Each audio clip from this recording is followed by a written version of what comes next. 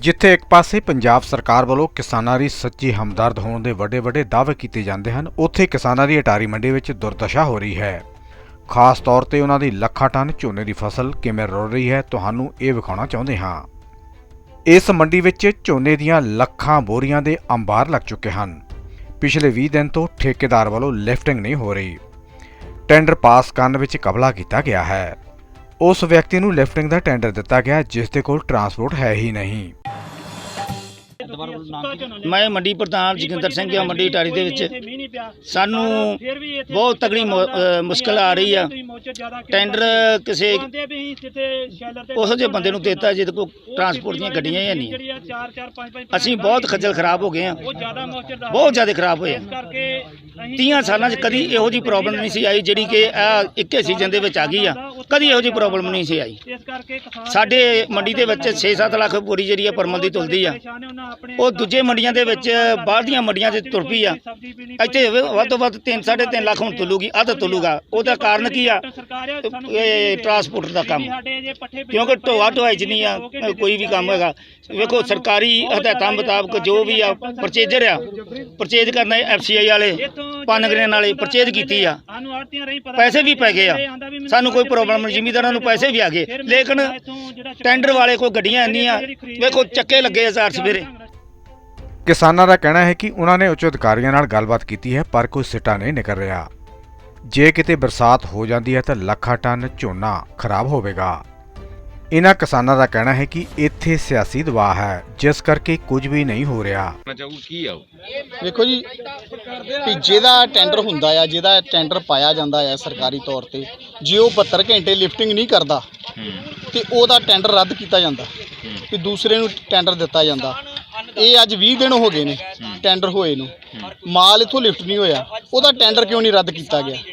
ਤੇ ਇਹਦੇ ਵਿੱਚ ਤੇ ਲੱਭਦਾ ਹੀ ਪਿਆ ਨਾ ਵੀ ਉਹ ਮਿਲੀ ਭੁਗਤ ਨਾਲ ਹੀ ਚੱਲ ਰਿਹਾ ਕੰਮ। ਉਹਦੇ ਕੋਲ ਗੱਡੀ ਕੋਈ ਨਹੀਂ ਹੈਗੀ, ਮਾਲ ਉਹ ਲਿਫਟ ਨਹੀਂ ਕਰ ਰਿਹਾ। ਉਹ ਚਾਹੁੰਦਾ ਆੜ੍ਹਤੀ ਆਪਣੇ ਕੋਲੋਂ ਕਰ ਦੇਣ ਤੇ ਪੈਸੇ ਕਿਹਨੂੰ ਜਾਣੇ? ਪੈਸੇ ਤੇ ਟੈਂਡਰਕਾਰ ਨੂੰ ਜਾਣੇ, ਆੜ੍ਹਤੀ ਕਿਹਦੇ ਕੋਲ ਲੈਣਗੇ?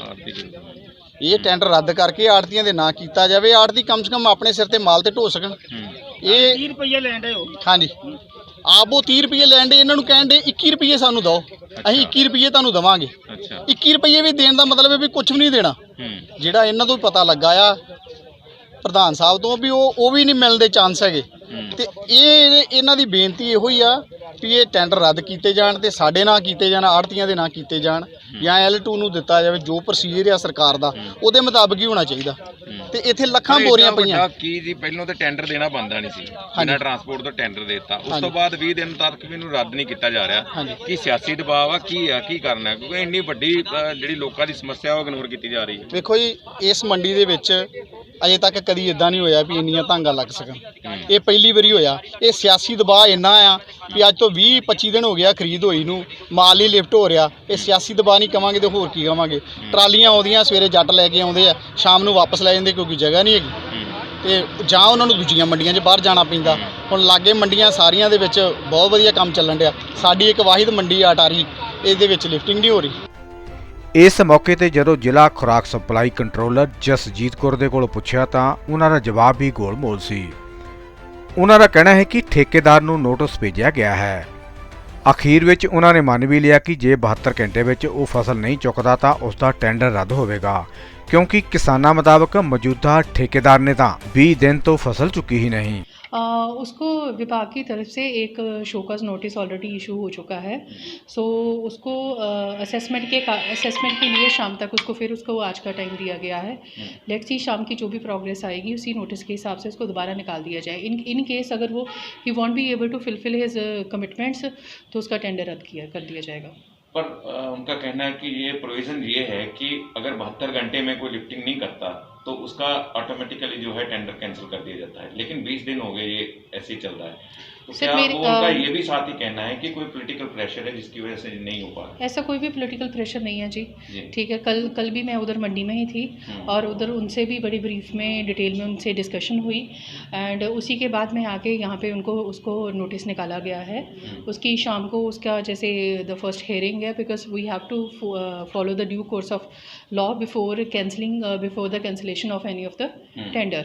So अगर वो अपनी conditions नहीं fulfill कर पाएगा तो definitely उसका tender रद्द कर दिया जाएगा. टेंडर जब देते हैं उसमें प्री कंडीशन नहीं है कि शुड हैव ट्रांसपोर्ट एटलीस्ट, क्योंकि ट्रांसपोर्ट के बिना तो ये पॉसिबल सर देखो जो भी उसकी रिक्वायरमेंट्स होती है दैट हैज़ बीन ऑलरेडी, मान लो जो भी हम उसको टेक्निकली इवेलुएट करते हैं, but when ever there will be any crisis in the situations like this, तो जो सिचुएशन आती है उसी के अकॉर्डिंगली उसके ऊपर एक्ट अपॉन करना होता है. बिकॉज अब हम कोई भी चीज़ pre assessment, because since it's a large operation we can't pre assess each and everything. So जो जैसे आती है कंडीशन उसको उसके हिसाब से असेस कर लिया जाता है. Thank you. There is no pre condition की ट्रांसपोर्ट होनी चाहिए. Definitely, sir. That are the preconditions of technical and everything that was assessed. ठीक है ना? Technically, how can we give a tender without technically evaluating anything? So that was assessed. At that time, he promised to provide definitely, the whole sir. transport. That was we have taken the list and everything for that. Okay. So definitely, simply you can understand how can we get tender without anybody technically qualifying that. Yes. Is there any provision that if we don't provide the transportation, his tender will be cancelled? Yeah, definitely. Within 72 hours. Definitely, sir.